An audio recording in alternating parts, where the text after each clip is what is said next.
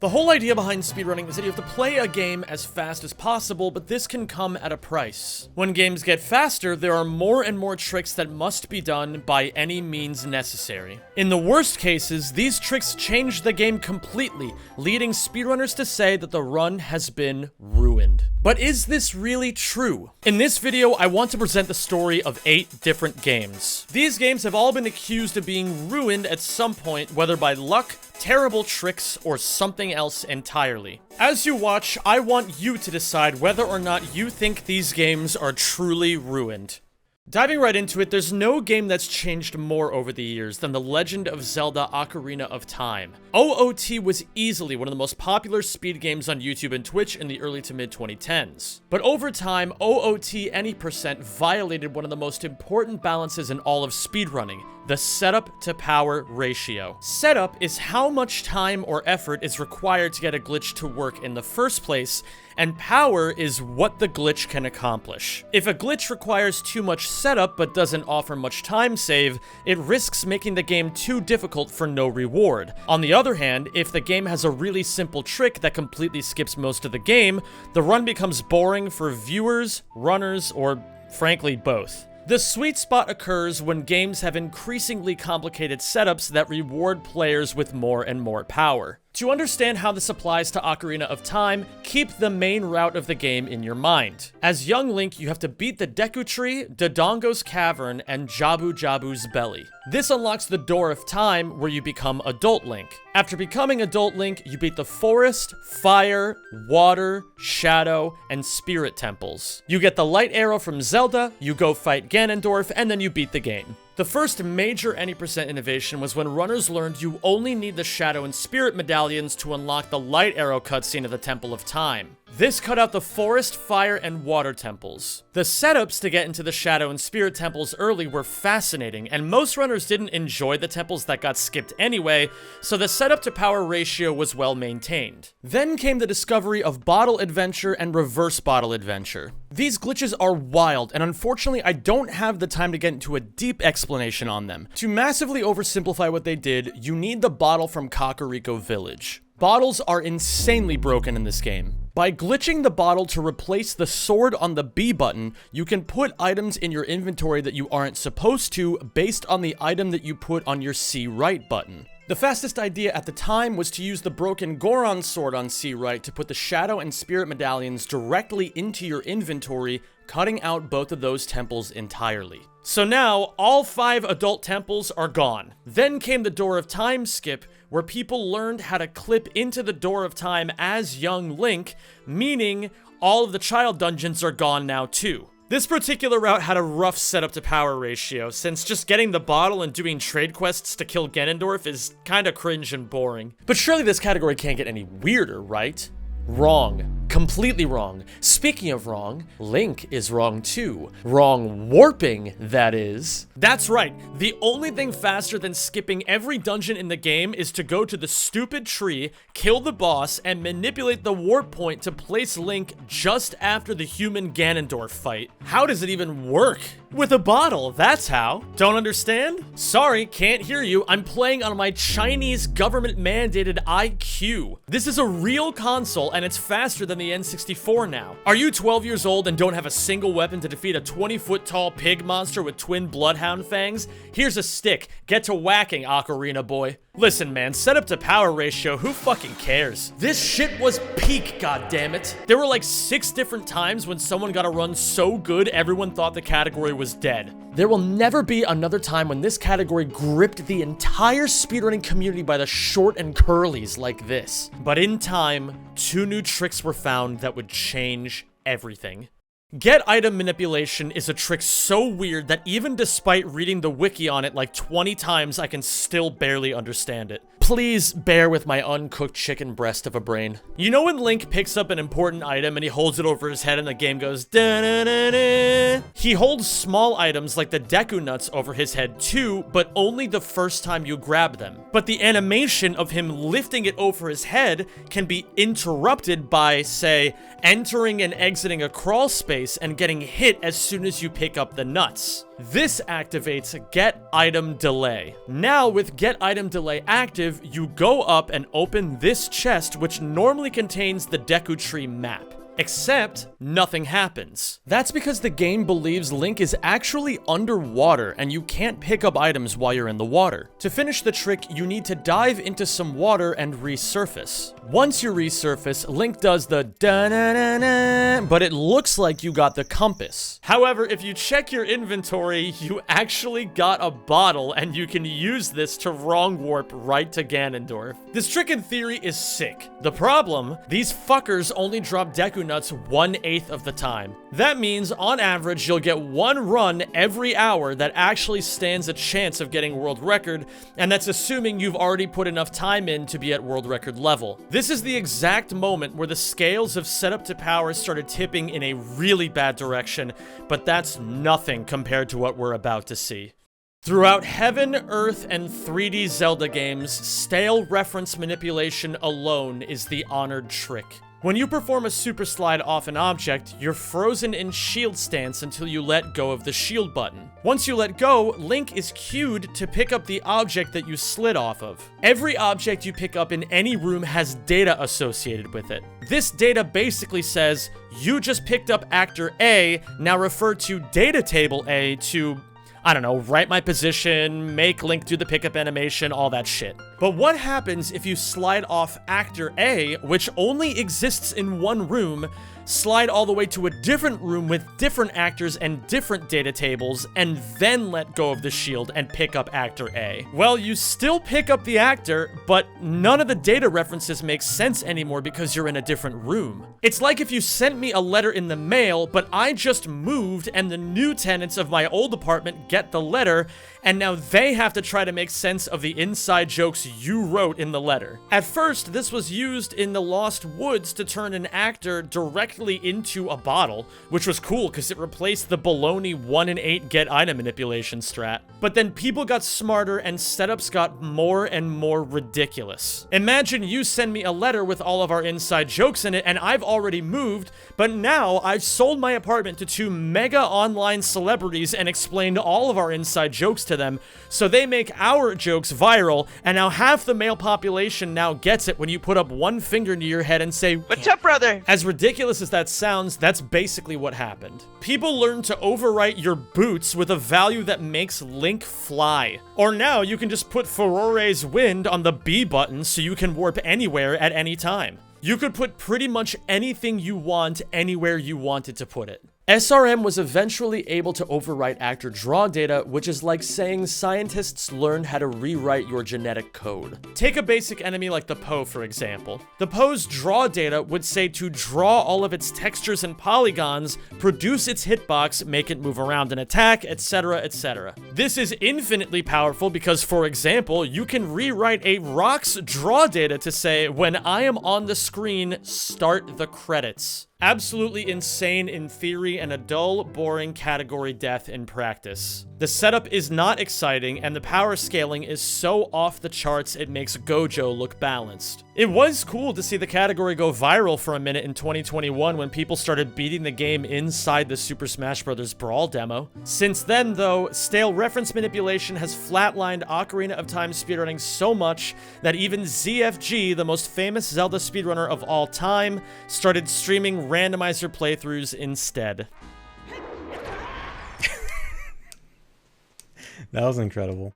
And when it comes to games that have been ruined, there will always be a singular event that you can point to that says, this is where it all went wrong. But Ratchet and Clank 3 Up Your Arsenal stands nervously on a castle of sand. At this exact moment, one trick in Rack 3 may completely change the run, although it's hard to say whether this will ruin the game. To elaborate, Rack 3 is a game known for its incredibly tight movement. Using the charge boots, you can cancel and store momentum to do insane tricks. You have to know every movement option in front of you, select the best one within a fraction of a second, and execute it within tightly cramped spaces. It's a game that feels at its best when you're able to flow and let your brain play on instinct. That is, until the discovery of the boxy. And no, I don't mean the queen of the internet. Short for box proxy, a boxy is the act of storing a box using a weapon called the suck cannon and launching yourself incredible distances with it.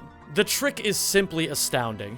Maybe too astounding. Runners continued experimenting with boxies in New Game Plus No Quit exploit, the game's most historically rich category. The results? Well, it's become clearer and clearer that this trick has slight time saves on the normal movement in not 1, not 2, but 15 of the category's 20 levels. Not all of these are RTA viable at the moment, but this is simply the beginning of the boxy's lifespan in this game. It's not unrealistic to assume that soon, boxies could be a requirement in almost every level of every single category in the game. While it would certainly be fun to watch the funny weasel get launched in the air over and over, it may come at the cost of the game's rich depth of movement. Is that really a bad thing, though? Well, runners are a bit split. Some view it as a natural evolution of the category, while others see the game as being a bit neutered. When it comes to boxies, only time will tell the story. Majora's Mask Any% has a rich history similar to Ocarina of Time, but rather than explain everything like I did for OOT, I'm just gonna skip to the funny part. A big part of Majora's Mask is using these owl statues as warp points. You find an owl statue somewhere, and now you can always teleport there from anywhere on the map. It's like Grace in Elden Ring, or any other fast travel method. But then, someone found Index Warp, where the only owl statue you ever hit is one that's out of bounds. From here you play the Song of Soaring, which is the fast travel song. However, when you use this statue, you can warp to any other owl statue in the entire game based on your cursor's location on the map screen before you play the Song of Soaring. Awesome glitch, it saved a ton of time. But it was discovered index warping could lead to a really funny interaction. If you activate Index Warp and then play the Song of Soaring exactly 2,618 times, it opens the game's debug menu. The debug menu is basically a Game Shark code that lets you put whatever you want into your inventory. This means that theoretically, an Any% run could be reduced to accessing the debug menu,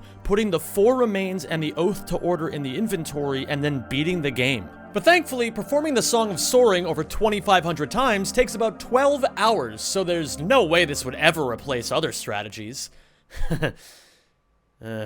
Normally, when you perform the Song of Soaring, the value of where you soar to pulls from a legitimate table of message text, and it says something like, Warp to Woodfall. However, it was eventually found that using Index Warp, you could actually get the Warp to Location text box to pull and write text that it shouldn't. The box is pretty small, and some regions of memory will instruct it to write like 25 times more text than it's capable of. This means that it'll write in that box, but also into memory another 24 boxes further. And as it turns out, within that range of boxes are the bytes that say, is the debug menu open? Suddenly, the debug menu that took 12 hours to access can now be opened in about 10 minutes. The debug menu could do everything that was needed to beat the game, so it immediately outclassed actually playing the game. You just had to get the Ocarina, learn the Song of Soaring, Index Warp, head on over to the Deku Palace, shove your thumb up your ass for 10 minutes,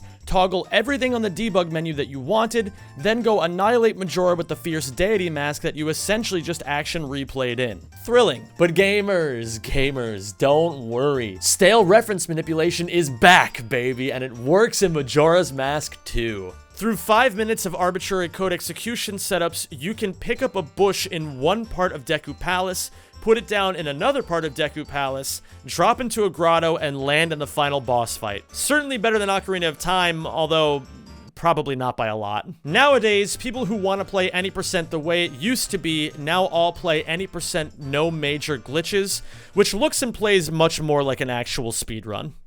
But when it comes to speedruns with incredible difficulty, look no further than Super Mario Sunshine Any%. Around 10 years ago, it felt like there were an endless number of popular speedrunners streaming this game. This included runners like Samurai Man, Fire Dragon, Bouncy Boy, Pangea Panga, Raise Fire, Average Trey, and many, many more. With these beloved runners at the forefront, hundreds of runners put up thousands of new times on the leaderboard and participated in gigantic weekly community races. Though, one by one, they all stopped playing. Like any game, there were problems. The game is really difficult after all, and any reset meant that due to community rules at the time, you were forced to watch a 6-minute cutscene at the beginning of the game. But something that made the game profoundly worse for anyone at the top level was the amount of RNG one had to dodge just to have a chance at PBing. For example, in order to get past Bianco Hills, the very first level of the game, you have to beat Petey Piranha, a boss that can fly in an entire web of completely random patterns. With almost 800 paths Petey can take, runners can expect to lose 15 seconds to the fastest pattern, but it's not uncommon to lose 30 seconds or more. The final Chuckster on Pianta 5, the Giant Manta on Serena 1, and King Boo on Serena 5 are 3 other infamous run-ending luck-based shines. Combine this with the game's excruciating difficulty, and it's no surprise most runners often go weeks or even months without being able to beat their personal bests. All the runners who played just to have fun and show off a childhood favorite game to their audience left a long time ago, and only the most hardcore runners remain. Thankfully, this is not where the story of Super Mario Sunshine ends. For one, the community legalized a hacked version of the game that exclusively skips the cutscenes in the first 6 minutes, which was a fantastic decision. But more than that, from the ashes of this community, several runners rose up to show that this game is still swagged out of its mind. This includes many runners in the top 20 like JJSRL, the current world record holder, and Tubo, a Japanese runner who got his first Sunshine world record all the way back in October of 2011. As someone who's also been speedrunning for over a decade now, I personally find it so impressive Tubo's still at the absolute peak of Sunshine running. But when it comes to runners at their peak, all roads lead to SpongeBob Battle for Bikini Bottom. You wouldn't expect it from a game made for children. However, this game is one of the most wildly complicated and difficult speed games out there. Take, for example, the damage boost jump. When you take damage in this game, you can frame perfectly jump out of the damage to boost forward and gain more height and speed than you would normally. However, SpongeBob has 5 different damage animations that go in a loop. 4 of these animations have the same damage boost frame timing, but one of them is 2 frames off of the others. So not only do you have to execute a frame-perfect trick constantly in the early parts of the game, but you also need to keep track of what part of the damage animation cycle SpongeBob is on at all times, and manually adjust your timing every time you're on the 5th one. Referring back to the setup to power ratio, the returns are so insanely diminished in this game because, well, imagine how hard the rest of the game is. However, BFBB's argument for being ruined has nothing to do with the run itself, but about the game's storyline. You see, to many speedrunners, this hobby captivates fans the same way the WWE hooks millions,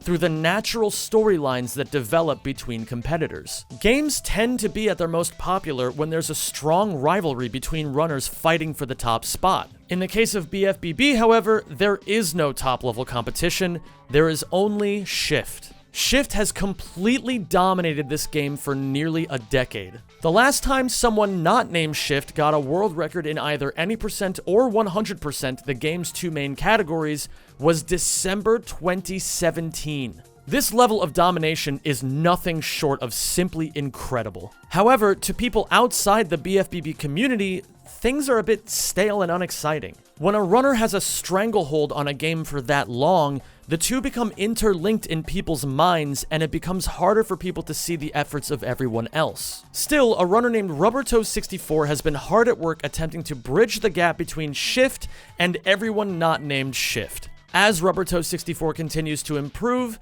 it could breathe new life into this game, which is also something our next game desperately needs.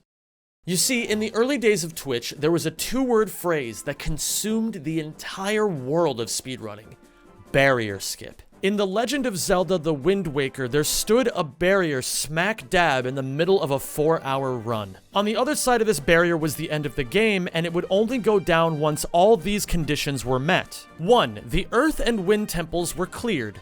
2. All Triforce charts were collected. 3. All 8 Triforce charts were deciphered by Tingle for approximately 4,000 rupees. And 4. all 8 Triforce pieces were pulled out of the ocean from spots all over the map. This was widely regarded as the most annoying part of the game, and skipping the barrier would mean cutting out all of it.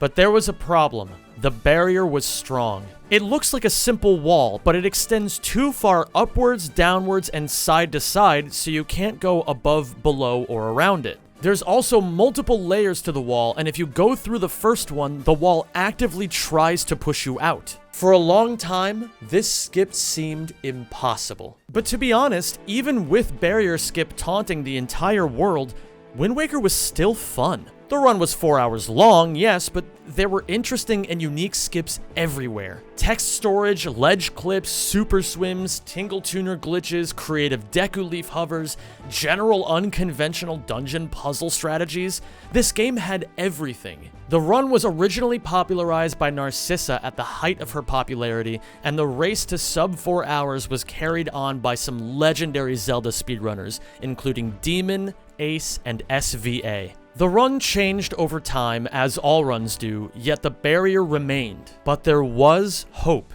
In Wind Waker HD for the Wii U, there was a glitch found called item sliding, which allows you to move forward at crazy speeds. Using item sliding, barrier skip wasn't only possible, it was incredibly easy. Unfortunately, item sliding wasn't possible in Wind Waker on the GameCube without hacking. So the search continued, and in 2019, 17 years after the original release of Wind Waker, Glitch Hunter Dragonbane Zero dropped this. Once the bow runs out of arrows, you fire empty arrows.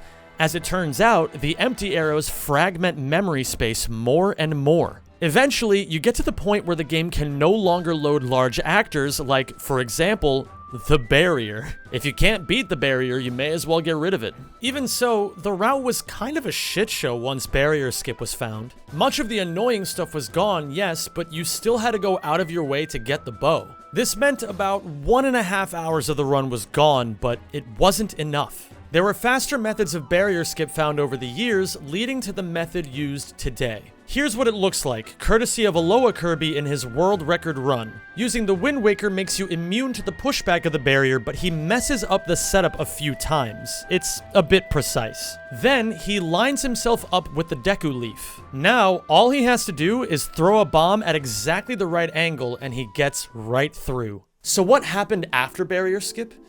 Well, to be completely honest, the category got way too difficult. Now the category is dominated by tricks called manual super swimming and zombie hovering. These require runners to mash their controllers at roughly 15 inputs per second, sometimes for up to a minute straight. The world record is down to a blistering 52 minutes, and in my opinion, this is the minute-for-minute hardest category I have ever seen in my entire life. It's pedaled to the absolute metal, where the idea is to arm yourself to do the hardest and sickest tricks in the game and then just beat it. It's so hard, though, that no one in the top 10 on the leaderboard even plays the game anymore, making it very easily the deadest game on this entire list. Sometimes you break through the impossible, but the grass isn't always greener on the other side of the barrier.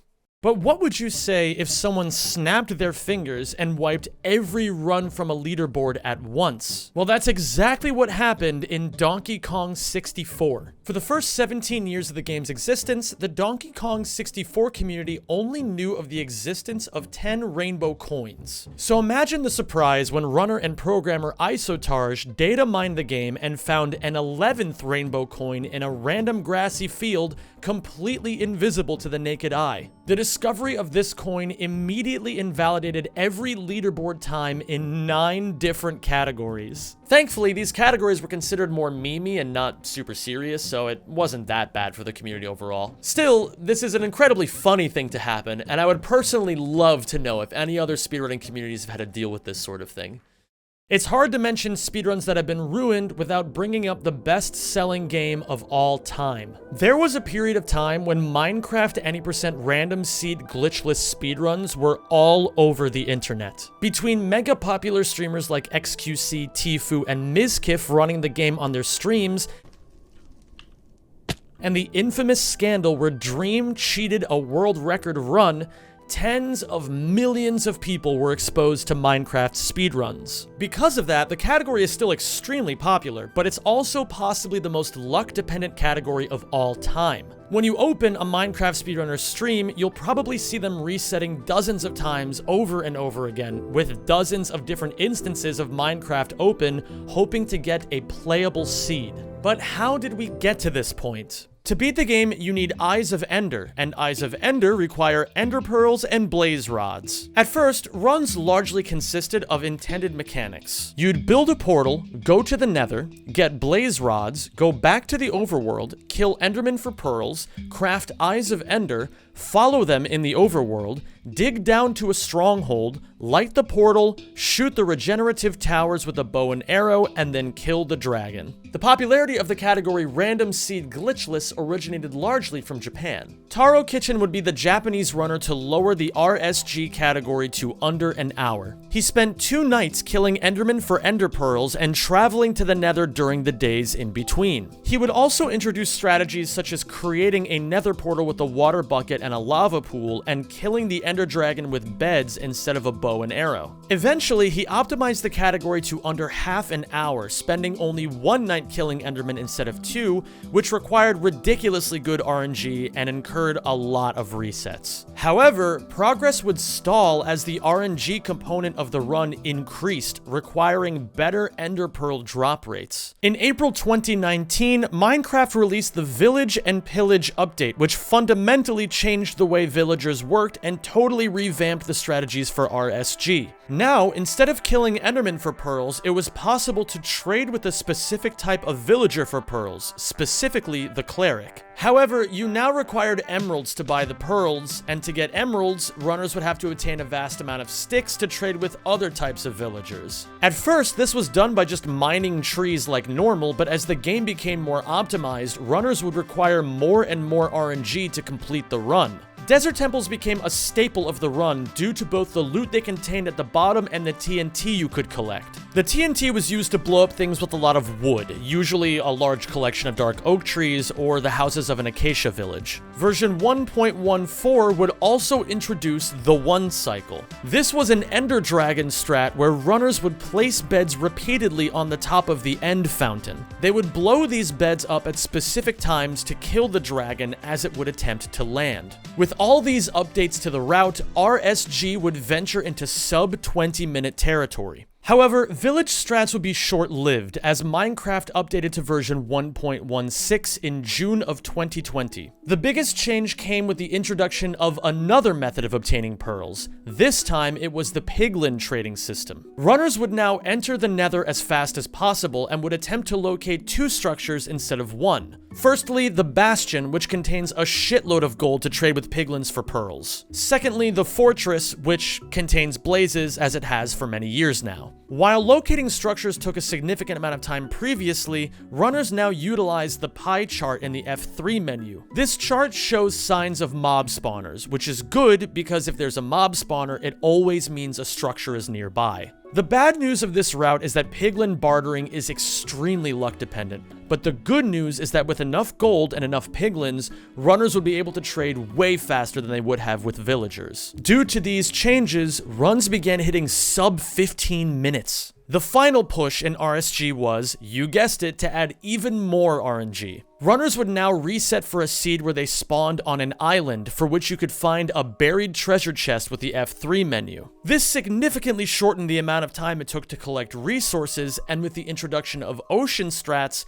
runners could make a nether portal at the bottom of an ocean ravine and enter the nether in just a few minutes. But while obtaining everything from the nether structures was simple enough, finding the stronghold was simply still the most difficult part. Many runs would die to the stronghold being too far away. In the first sub 10-minute time, the runner essentially used blind luck to enter the stronghold immediately after completing the nether portion, cutting out the remaining overworld portion of the run. The community eventually decided to allow stronghold position calculators where you could locate the position of a stronghold from just one Eye of Ender throw. Since you travel faster in the nether, you could make a separate portal in the relative nether position and consistently warp into the stronghold every single run. However, with all of that, even after entering the end, an absurd amount of runs will still die to the dragon not perching on the end fountain. Many runs lose minutes simply waiting around on the end island for the dragon to come down. Runners have even started going for a strategy called Zero Cycle to completely avoid this RNG portion of the run. This strategy is extremely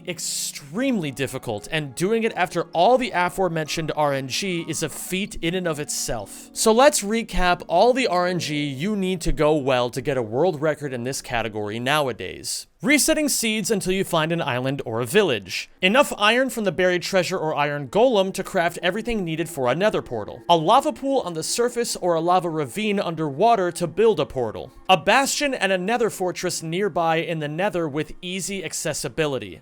Good piglin trades with ender pearls and every other resource required. Fast blaze rod kills and good drop RNG. And on top of that, the difficult strats. Building a portal underwater, routing through the nether to the structures, fast bastion trading routes such as the manhunt route, routing the stronghold quickly, and Zero Cycle at the very end to kill the ender dragon. But despite all that, the record now stands at a blistering 7 minutes and 1 second by Drip120, with an additional 116 runners having a sub 10-minute time. It just goes to show how anyone can get a good time in this category if they get good enough luck.